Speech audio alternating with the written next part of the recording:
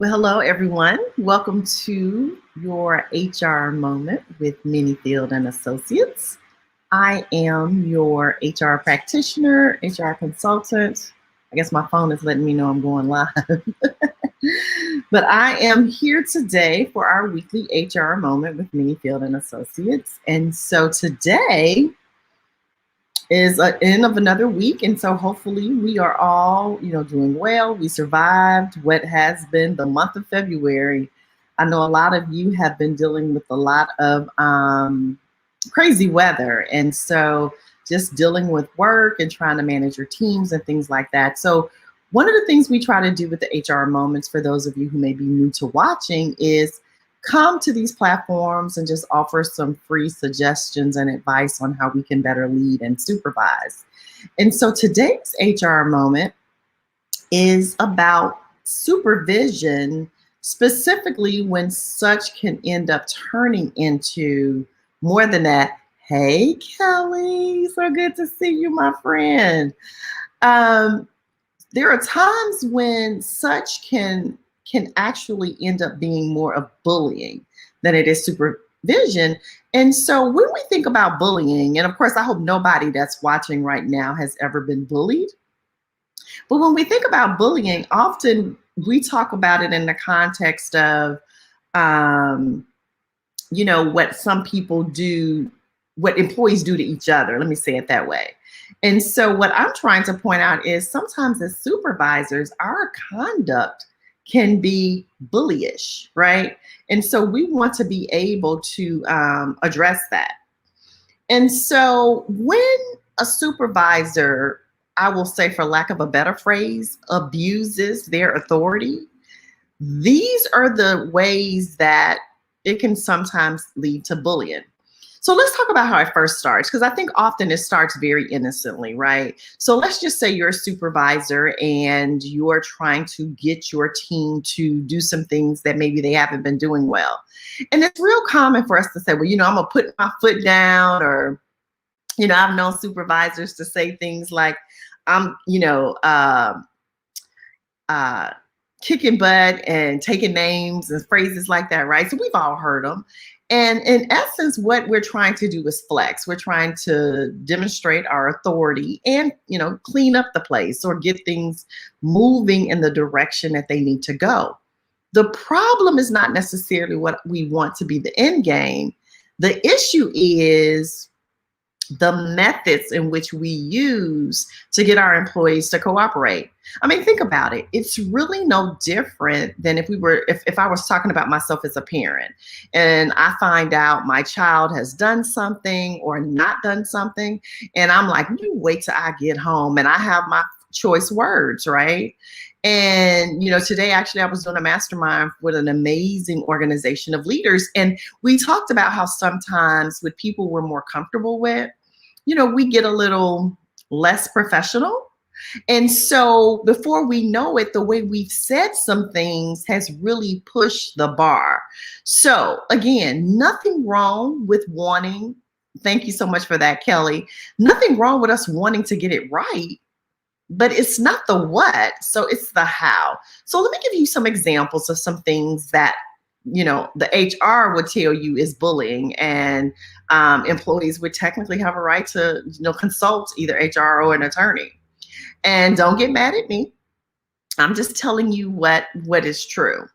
So one way that bullying is all a part of a harassment context, right? So we're creating a hostile work environment, or we're doing things that are harassing.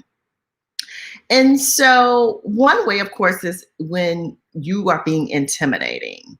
Either that's veiled or overly or overt threats, right? So, you might say things like, yeah, we'll see. Yeah, I got something for you, all right. Like, people's like, ooh, what does that mean? That's a veiled threat. Like, yeah, if I were you, I'd keep watching my back. Like, these are veiled threats, and a person can report that as bullying, or just basically tell them that you're going to take care of them. So, oh yeah, I'll fix you. One time, it's so funny, and it literally just came to me as I'm talking. I was in a meeting with a bunch of leaders. We weren't all within the same organization. It was like this collaborative thing, and we were actually voting on awards. So it was this big committee that had gotten put together, and our job was to vote on awards. And there was only supposed to be, and we were supposed to be, clear to follow the criterion, right? Like, does it meet this metric and this, that, and the other, and score it, and then give our final score. So I voted, and again, I talk about this all the time. I'm a high C, so following rules is real easy for me. I'm like, okay, what's the criteria? What do I need to do? It's not personal. I don't even pay attention to what organization it is, what group it was. I'm just looking at the write-up and rating it based on that. And so I rated an award for an organization. I guess what they perceived would be not high enough to make the cut. And the leader of that organization, who was technically like my boss's peer, so not my peer, but at that level above, said to me very clearly, all right, Angela, I'm gonna remember that when your awards come around. Now, was that a threat to me personally? No, but it was kind of veiled like, yeah, I'm not gonna vote for your stuff either. And so I just told my boss and laughed. I think y'all know me well enough. It takes a lot more to make me feel intimidated.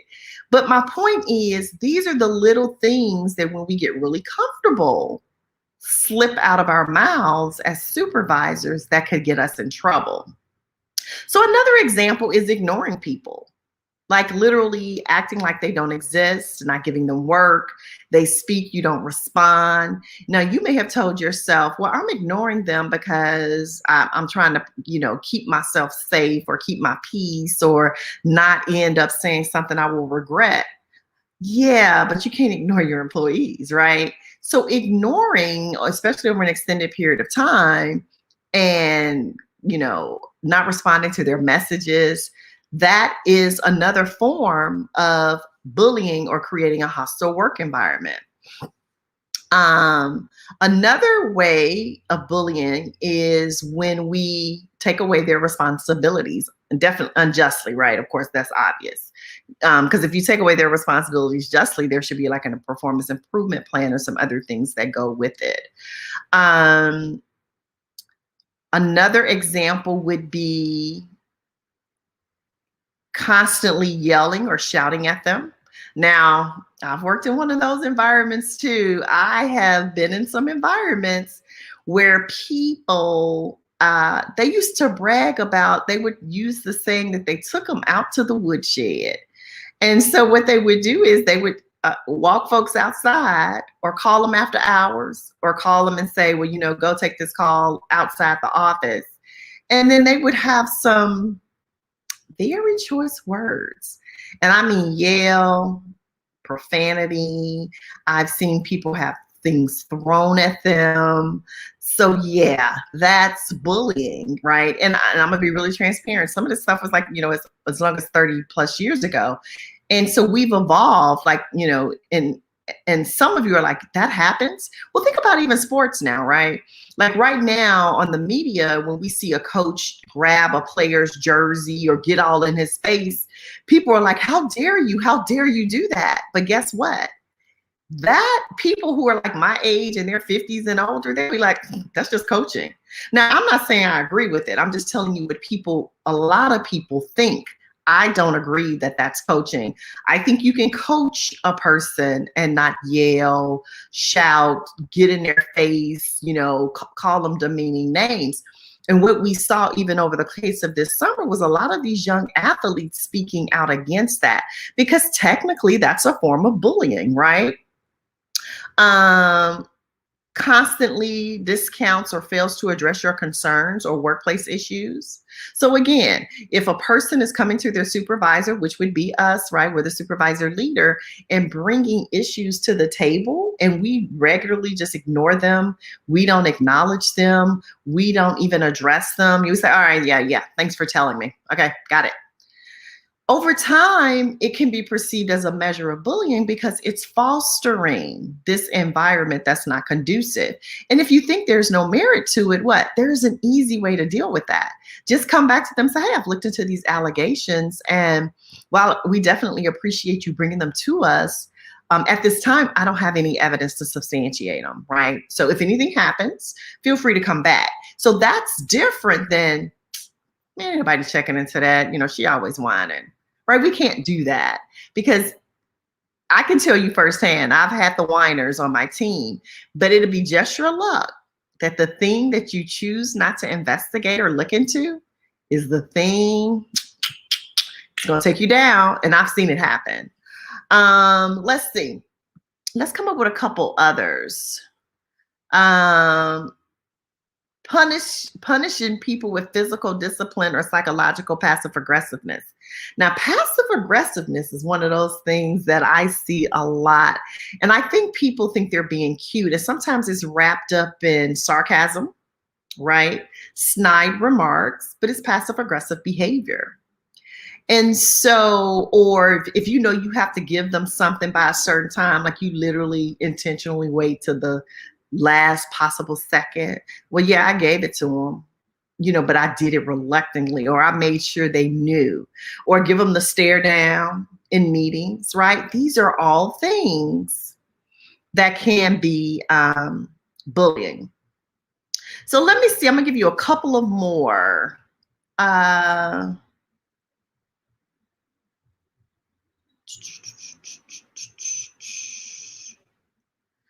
Sometimes, especially if it's decisions or things that affect your work and you involve everybody but this person, right? Or you exclude them from meetings that are pertinent to them, that could also be perceived as bullying, because if you're including everybody else, then why are you isolating them? Another one is tampering with your belongings, right? Like going in your desk, touching your stuff, and using the what I want to say, the alibi or the excuse, that well, this is company property. This is not yours anyway. Yeah, but while I'm working here, unless you got a legitimate reason to be going into my desk, you don't have any authority to do that. People should have a right to expect a certain degree of privacy and confidentiality. Another one is embarrassing them or shaming them in public, like in front of their peers at office meetings, mocking them, making them the butt of jokes. And I'm not talking about the jokes that are attached to protected classes, right? Because we already know that's illegal. I'm just talking about they're always the butt of the joke. They're always being embarrassed, or like, say, some offices have a habit of playing practical jokes, and all the jokes are played on this person, right? These are just examples, like not a full list, but I want you to begin to think, because some of us in our jest think that we're just, laying down the law, doing what needs to be done, managing the team with, our iron fist. But we might really be coming really close to bullying. Now, I'm not suggesting that is even done intentionally. I can't tell you the number of times people have offended people to no awares. I've done it. I remember an employee coming to me and saying something to me that said I really offended them and hurt their feelings because the joke, and I made a joke. Now, they had joked about this subject before, but I turned around and joked about it. I let my guard down, right? So I'm just being really transparent. But because even though I was the supervisor, I've always tried to have an open, a literal open door policy and a great relationship with people, regular meetings, get to know them, full transparency, always open it up. Is there anything that, I can help you with, anything I can do better? And one of them told me, and he was like, yeah, Angela, the other week when you made that joke, that really hurt my feelings because I've been struggling with some, some of my self-image viewpoints, and that offended me. And of course, I immediately said, oh my gosh, I'm so sorry. I let myself get caught up in the jokes you've been making, and I made one similarly, and I shouldn't have done that. And I never did it again. And there was no ill will. There was no harm. And so I say all that to say, we all can do it unintentionally. It's not a pointing finger type of HR moment. It's more to remind us that we just got to do better, right? We got to be intentional. We got to be focused. We got to think about the words that are coming out of our mouths to ensure that while, again, we're trying to run a tight ship, we want a clean, smooth, efficient operation. We want the rules followed. Like, all of these things are really great. The method in which we do it, if not done properly, can put us in a position to be charged with bullying with either our HR department, and or people can go right to attorneys, right? Depending on what state you live in. And so I just want us to be careful and be cognizant of our behavior. So again, yelling, even using profane language, you may assume everybody is okay with it, but they may not be, and having to hear that over and over again, it can be a issue in the workplace. A lot of people think, of course, we've gotten too politically correct. We're too soft in the workplace. Well, I'm just going to tell you, I don't see it as softness, and I would probably say very few people would attach the word soft to me, right? But what I will say is this: I don't do profanity. I don't do it. Probably been that way now for almost 30 years. So that's to tell you, yeah, that was a phase of my life I did it. Not proud of it, but it's the truth, right? But I don't do it. And so I don't want to work for somebody that's talking foul. And if they can't vent their anger in a way, or frustrations in a way that can keep them from doing that, they probably shouldn't talk to me when they're upset. And of course, people word slip, things come out. I'm not the profanity police either, right? So I don't run to HR. Oh, they said a word, and if it's a word here or there, I'm like, okay, I see you. Let's bring that in, right? And usually people can, and if they can, I say, well, I'm gonna go ahead and excuse myself, because I'm not gonna tell you how to talk. I'm only gonna tell you how I'm gonna listen, right? These are two different things, but I'm specifically talking about in this scenario when we're using those words towards the employee. So not that we're telling them a story that had a word or something in it, or what, even maybe what we said to somebody else. It could also be bullying to tell them what you did to the last person that did this, right? Because that's a form of intimidation. Well, the last person that crossed me, da da da da. And so it's really important that we're just cognizant on how we deal with employees, how we talk to them. Our job is to build people up and develop, to do people development in the workplace, right? We care about people. We always say people over profits. I know everybody don't subscribe to that, but I think if you do, what you will find is people will enjoy working for you. You will have a better opportunity getting the top talent to want to be on your team. And it's a more harmonious work environment. And happy people are more productive. Studies show it. I don't care where you look. Happy people are more productive. So maybe if your objective is really to rule with an iron fist or run an efficient shop, the way you do it is not with the iron fist. Maybe the way you do it is you love to lead, right? And you've heard me talk about that before. Love the people you're leading. And I don't mean in an intimate way, but I mean just have a heart for them, like you love your fellow man, but actually act upon it. And so the last thing is, of course, I'm going to remind you about your journal. These can be purchased on Amazon, or you can go to my website and purchase them at www.supervisoracademy.com. But this is a great tool and resource, no matter where you are in your supervisory journey, that you can think into how you show up. Think into what are the things that can help you leverage how you see people and how you treat them.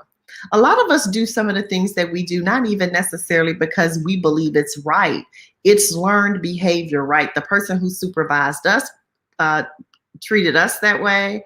And so we, in turn, before we know it, start treating other people that way. What you got here, Kelly? You said people over profits every day. Yes. I so love that, Kelly. Kelly, you are just a joy to always see on these lives and HR moments. And I appreciate the support that you continue to give to both, me as well as my business. Your friendship is invaluable. So, all right, guys, again, this has been your HR moment with Menifield and Associates. My name is Angela Hooper-Menifield, your HR consultant, your success coach. And specifically, I want to speak into the hearts of supervisors. Do leadership for all, right? But supervisors is where I feel my passion is, because you are the ones who are touching the people who are the front facing, right? And how you show up plays a big role in how people feel about their jobs. As the saying goes, right? People don't quit jobs, they quit supervisors or bosses. So let's be the best bosses we can be. Again, hope everybody had a great week. The sun's come out in many places. The sun has thawed out. Stay safe, be well. And until next week, we'll talk to you soon. Bye.